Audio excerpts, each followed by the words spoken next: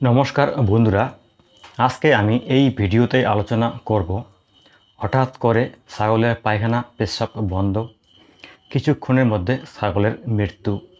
কেন হয় এই সমস্যা? এই সমস্যার সমাধান কি? যদি আপনার ছাগলের এই ধরনের সমস্যা হয় তাহলে কিভাবে করতে হবে চিকিৎসা, কি কি ওষুধ ব্যবহার করতে হবে এবং ওষুধগুলো কখন কখন ব্যবহার করতে হবে, বিস্তারিত জানতে পারবেন আজকের এই ভিডিওতে। ভিডিওটি স্কিপ না করে শেষ মুহূর্ত অবধি মনোযোগ সহকারে অবশ্যই দেখবেন।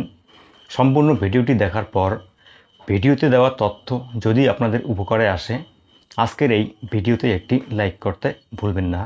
যদি আপনি আমার এই চ্যানেলে প্রথমবার এসে থাকেন এবং গোট ফার্মিং সম্বন্ধীয় গুরুত্বপূর্ণ তথ্যগুলো জানতে চান, তাহলে আমাদের এই চ্যানেলটি সাবস্ক্রাইব করে আমাদের সঙ্গে থাকবেন। হঠাৎ করে ছাগলের পায়খানা পেচ্ছাব বন্ধ, এই যে সমস্যাটি বর্তমানে অনেক ফার্মে দেখা যাচ্ছে। বিভিন্ন জায়গা থেকে আমাকে অনেকেই ফোন করে জিজ্ঞাসা করে, আমার ছাগলের হঠাৎ করে পায়খানা পেচ্ছাব বন্ধ হয়েছে এবং কিছুক্ষণের মধ্যে ছাগলটির মৃত্যু হয়েছে। কেন হচ্ছে এই সমস্যা? এই সমস্যার সমাধান কি? অনেকের মনে ধারণা থাকে এই সমস্যাটি হয় কৃমি থেকে। যদি ছাগলের পেটে অতিরিক্ত কৃমি থাকে, কৃমি থাকার কারণে এই সমস্যাটি দেখা যায়, কিন্তু এই কথাটা সম্পূর্ণ বাস্তব। ছাগলের পেটে কৃমি থাকার কারণে এই ধরনের সমস্যাটি দেখা যায়। এবারে প্রশ্ন হচ্ছে, কৃমি থাকার কারণে এই সমস্যাটি কেন হয়? যখনই একটি ছাগলের পেটে অতিরিক্ত কৃমি থাকে তখন কিন্তু ছাগলের শরীরে যে পার্টগুলো, অনেক পার্ট কিন্তু ড্যামেজ হয়ে যায়। বিশেষ করে ডাইজেস্টিভ সিস্টেমের যে পার্টগুলো, সেগুলো কিন্তু সমস্ত ড্যামেজ হয়ে যায়। যখনই একটি ছাগল খাবার অতিরিক্ত খেয়ে নেয় অথবা শক্ত কোনো খাবার খেয়ে নেয়, শুকনো খাবার খেয়ে নেয়, তখন সেই খাবারগুলোকে সঠিকভাবে হজম করতে পারে না।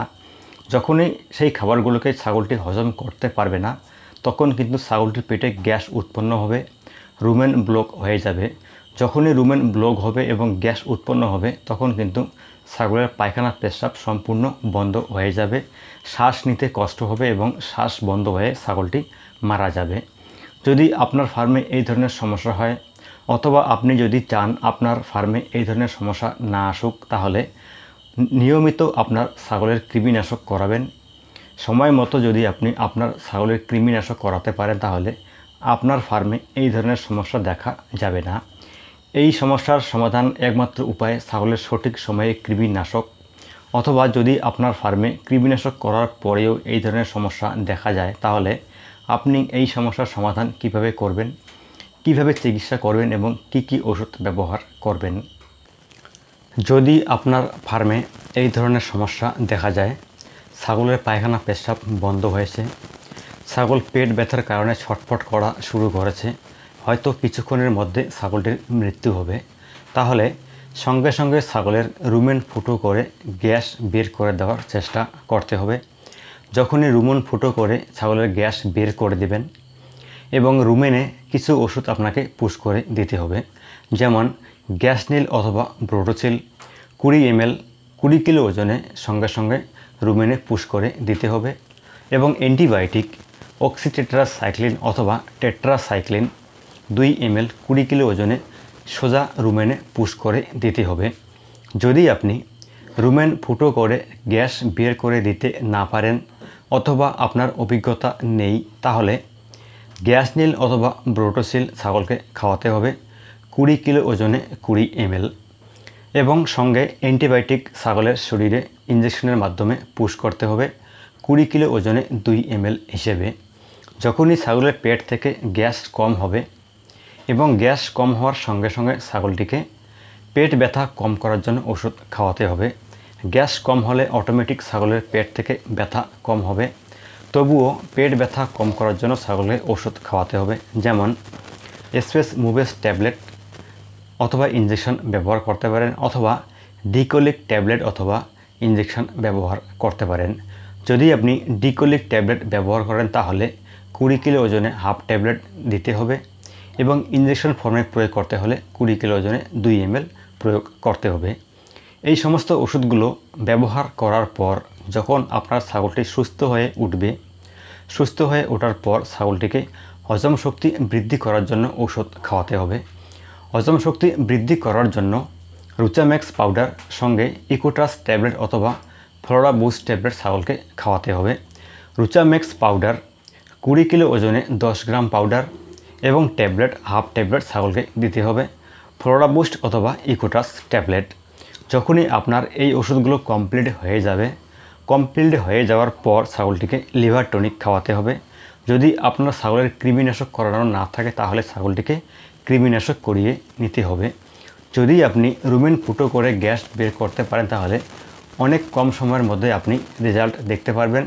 যদি আপনি রুমেন ফুটো করে দিতে না পারেন, ওষুধগুলো ওরালি ব্যবহার করেন, তাহলে কিছুক্ষণ পর আপনি রেজাল্ট দেখতে পারবেন।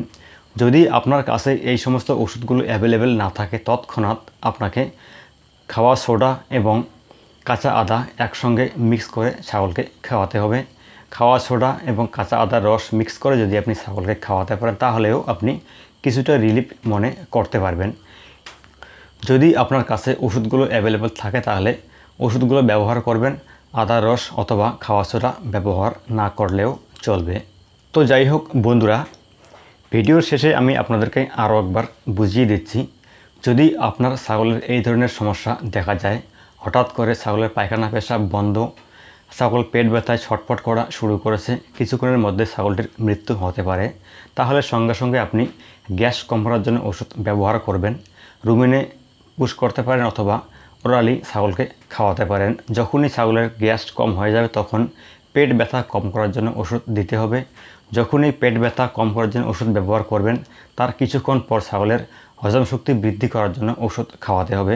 যখনই ছাগলটি সম্পূর্ণ সুস্থ হয়ে উঠবে তখন ছাগলের কৃমিনাশক করিয়ে নিতে হবে এবং কৃমিনাশক করার পর লিভার টনিক ভিটামিন এবং সঙ্গে হজম শক্তি বৃদ্ধি করার জন্য ছাগলকে ওষুধ খাওয়াতে হবে।